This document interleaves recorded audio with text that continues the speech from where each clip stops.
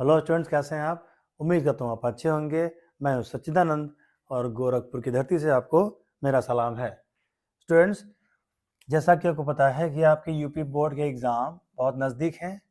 मैं class 10th की बात कर रहा हूँ। हाई स्कूल के बोर्ड के एग्ज़ाम आपके नज़दीक हैं यूपी बोर्ड के। और आज मैं आपके सामने लेकर के आया हूँ इम्पॉर्टेंट सेंट्रल आइडिया। ठीक है, सेंट्रल आइडिया बहुत इंपॉर्टेंट चीज़ होती है।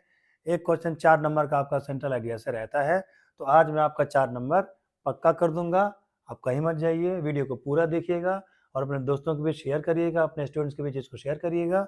और अगर चैनल पर पहली बार आए हैं, नए हैं, तो चैनल को सब्सक्राइब करके जाइएगा।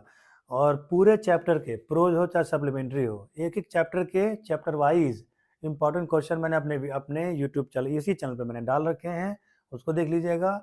और ग्रामर के भी जितने क्वेश्चन हैं आपके, डायरेक्ट इनडायरेक्ट नरेशन के, पैसिव वॉइस के, और फिर आपके पंक्चुएशन के, उन सब के 50-50 या 30-30 क्वेश्चन मैंने डाल रखे हैं। उन वीडियोस को भी आप देखिएगा।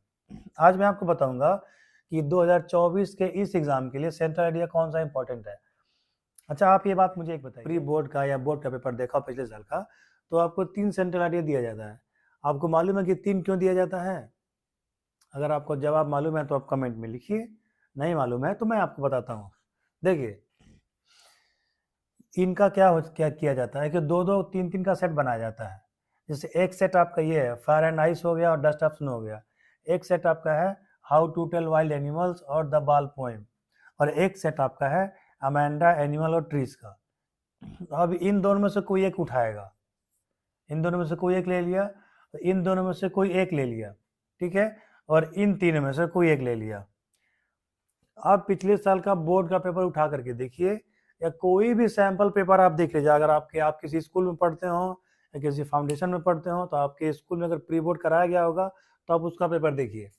इन दोनों में से एक लिया होगा, और इन दोनों में से एक लिया होगा, और इन तीनों में से एक लिया होगा। तो आपको भी अगर बोर्ड परीक्षा में जाना है 2024 के, और आप सेंट्रल आइडिया लिखने के इच्छुक हैं, इसमें नंबर अच्छा मिलता है आपको, तो आप इन दोनों में से कोई एक याद कर लीजिए, इन दोनों में से कोई एक याद कर लीजिए, और इनमें से आप कोई एक याद कर लीजिए। आप टोटल 3 सेंट्रल आइडिया याद करके जाइए। मेरा दावा है निश्चित रूप से 3 में से एक सेंट्रल आइडिया आपको मिलना ही मिलना है। ये मैं तरीका बता रहा हूँ कि पेपर कैसा सेट किया जाता है। जितनी पोइम होती है उनको 3 बराबर भाग में बांट लिया जाता है। तो आप में जितने पोइम हैं यहाँ मैंने आपको दे दिया। अब बाल पोइम या how to tell wild animal में से एक आएगा। आप कोई भी दे सकते हैं, इसको कोई भी एक दे देगा, इन दोनों में से कोई एक दे देगा, और इन दोनों में से आपको कोई एक दे देगा।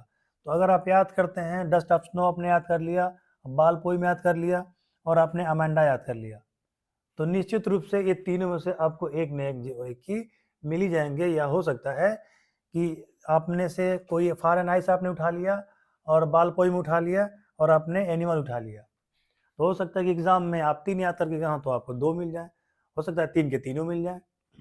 तो इसी प्रकार से आपका ये सेट किया जाता है। अच्छा, दूसरी बात, कई बच्चे पूछते हैं मुझसे, या कमेंट करके पूछते हैं, या ऐसे भी पूछ लेते हैं, मिल जाए तो पूछ लेते हैं कि सर सेंट्रल आइडिया कहाँ कितना लिखा जाता है। तो देखिए, अगर सेंट्रल आइडिया 50 लाइन का है, चाहे 20 लाइन का है, चाहे 30 लाइन का है, सेंट्रल आइडिया बहुत हद से हद आपको लिखना होता है, तो 5 से 6 लाइन लिखना होता है। और सेंट्रल आइडिया में पूरी पोइम में कभी क्या कहा ये नहीं लिखा जाता है। सेंट्रल आइडिया में मेन बातें लिखी जाती हैं, वो मुख्य बात लिखी जाती है जिसके आधार पे पोएट ने वो कविता लिखी है। जो मुख्य विचारधारा है, जो मेन पॉइंट जिस पे उसने कविता बनाई है, उसको लिखा जाता है, ठीक है। और इस पोइम में कवि कहता है कि, इसी प्रकार से आपको स्टार्टिंग इसकी करनी चाहिए, ठीक है। और बहुत ज़्यादा लंबा चौड़ा आपको नहीं लिखना है, जो मेन बातें हैं, मेन पॉइंट हैं, उसको आप लिख दीजिए। तीसरी बात, बच्चे कई बार मुझसे पूछते हैं कि सर ये बताइए कि सेंटेंस कैसे बनाया जाए। हम लोग से सेंटेंस बन नहीं पाता है, और हम लोग याद करते हैं तो भूल जाते हैं। तो सेंट्रल आइडिया जो लिखा जाता है वो हमेशा प्रेजेंट इंडेफिनिट टेंस में लिखा जाता है।